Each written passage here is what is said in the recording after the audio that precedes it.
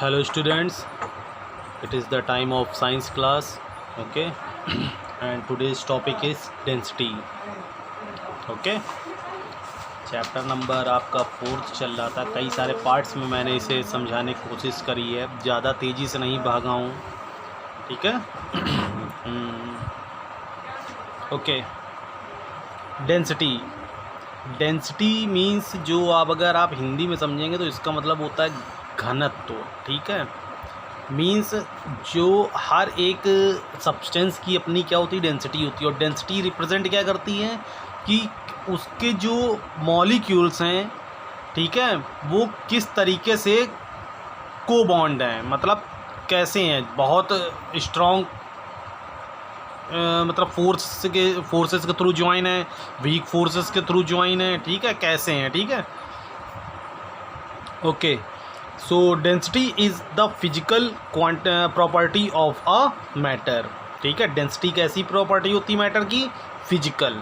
Okay. Density is defined as compactness of substance.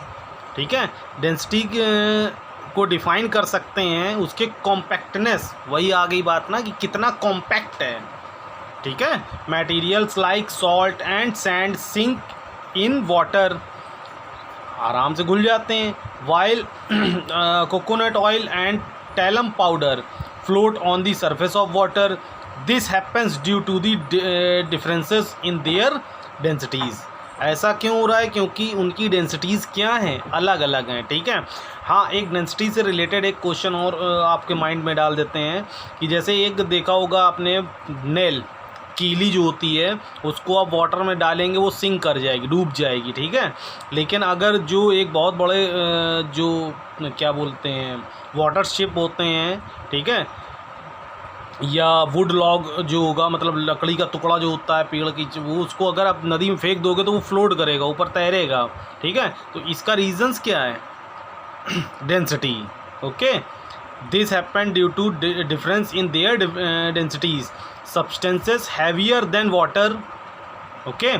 अगर substance क्या है, वाटर की डेंसिटी से क्या है, ज़्यादा वेटेड है, हैवियर है, वाटर की भी डेंसिटी होती है। ठीक है।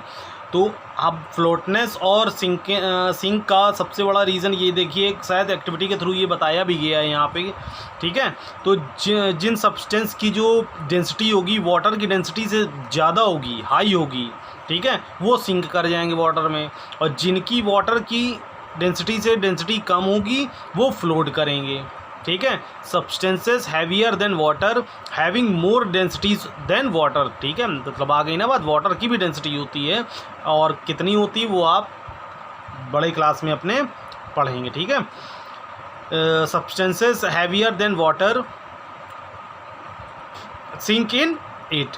ठीक है। सब्सटेंसेस अगर वाटर से ज़्यादा हैवियर है या वाटर की डेंसिटी से ज़्यादा उसकी डेंसिटी है तो वो सिंक कर जाएगा। While substances lighter than water float on it. ठीक है। उसी के ऊपर क्या होगा, तैरेगा। यहाँ पर एक एक्टिविटी के थ्रू समझाने की कोशिश की गई है शायद। Classify different substances on the basis of their densities. हाँ, materials ping pong ball, coin, button, feather, metal की, small piece of wax, leaf and marble. आप इसमें देख भी रहे होंगे। ठीक है, कई सारे हैं। Take a glass beaker and fill 3/4 of it with water. एक ग्लास बीकर लेंगे और उसको 3/4 पार्ट इसका क्या करेंगे, वाटर से फिल करा लेंगे। ठीक है। 3/4 उसमें वाटर लेंगे और drop the following objects 1 by 1 into the water. ठीक है। पहले पिंग पोंग बॉल डालेंगे, फिर कॉइन्स डालेंगे, बटन डालेंगे, फेदर, मेटल की, small piece of wax, marble. ठीक है। 1 by 1 इसको वाटर में डालेंगे। ठीक है। ऑब्जर्व क्या करेंगे?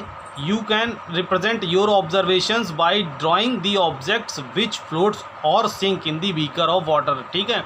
इसमें बताया नहीं गया है, जितने भी ये हैवी डेंसिटी मटेरियल्स होंगे, जैसे कॉइन्स हो गया, ठीक है, और कॉइन्स हो गया, और की कहाँ चली गई, मेटल की, ठीक, स्मॉल पीस ऑफ वैक्स, तो वो मार्बल, ठीक है। ये तीन चीज़ें क्या होंगी, नीचे सिंक कर जाएंगी, ठीक है। बाकी बटन, फेदर, ठीक है, जो फेदर मतलब जो वो होते हैं पंख वगैरह जो होते हैं, ठीक है, पक्षियों के, आ स्मॉल पीस ऑफ वैक्स, ठीक है, ये सब क्या करेगा। और ये पिंग पोंग बॉल, कहाँ चला गया पिंग पोंग, अरे कहाँ पे भी मैंने पढ़ा था, button, feather, small piece of wax, हाँ ये नंबर है पिंग पोंग बॉल, ठीक है।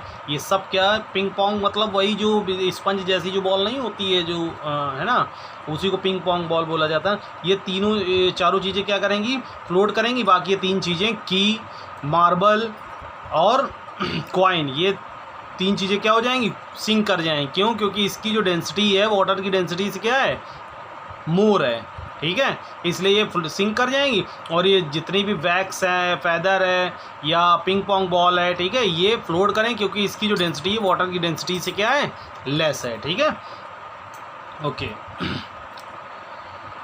ट्रांसपेरेंसी, ओके, ट्रांसपेरेंसी तो पता ही होगा ना, ट्रांसपेरेंट मतलब जो, जैसे ये देखिए ट्रांसपेरेंट ग्लास जो है, ठीक है, the window panes of car, buses और trains are made of glass and not metal और वुड, ठीक, जितने भी आपकी विंडोज़ होंगी हाउस में, कार्स की विंडोज़ होंगी, बसेस, ट्रेन्स, ठीक है, उसमें ट्रांसपेरेंसी रखी जाती है, इनको वुड या मेटल से नहीं बनाया जाता है, ठीक है।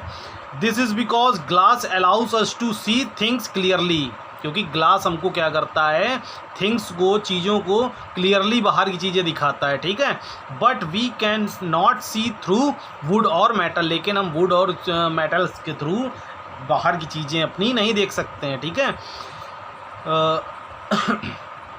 Materials like glass through which we can see clearly, ठीक है, मटेरियल्स बिल्कुल एकदम ट्रांसपेरेंट वाला लेंगे, which can see clearly, that is materials which allow light to pass through them, ठीक है, जिससे कि ऐसे मटेरियल से, ट्रांसपेरेंट मटेरियल से बना हो कि इसमें जो लाइट है वो क्या हो जाए, पास हो जाए, ठीक है, ईजली क्या हो जाए, लाइट पास हो जाए, आर कॉल्ड ट्रांसपेरेंट मटेरियल्स, ठीक है। इन टाइप के जो मटेरियल्स होंगे उनको क्या बोला जाएगा, transparent materials. Transparent materials are those who allows light to who allow या which allow light to pass through them, okay, and example glass, some plastics, ठीक है, ट्रांसपेरेंट प्लास्टिक्स भी देखा होगा ना,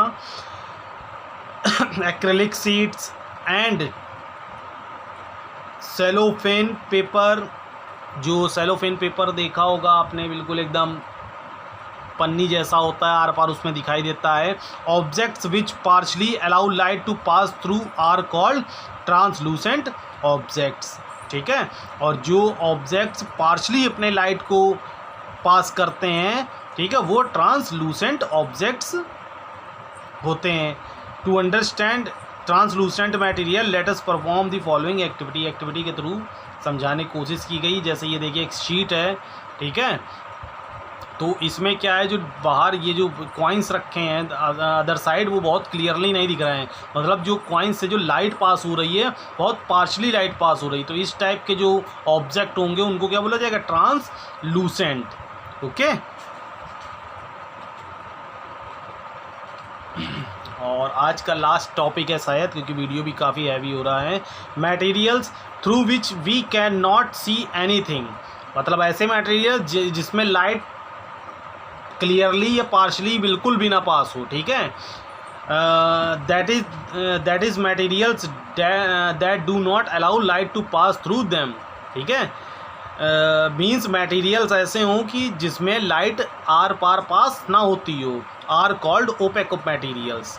ऐसे मटेरियल्स को ओपेक मटेरियल्स बोला जाता है, जैसे wood, paper, metal, stone and cardboard are examples of opaque material, okay. तो आई थिंक सभी को समझ में आया होगा आज का चैप्टर, ठीक है, तो आज के लिए इतना ही रखते हैं। और ये आपका पार्ट नंबर था 5 जो आज इस चैप्टर का हुआ है। लास्ट टॉपिक आपका ख़त्म हो जाएगा नेक्स्ट क्लास में। Okay, bye, take care.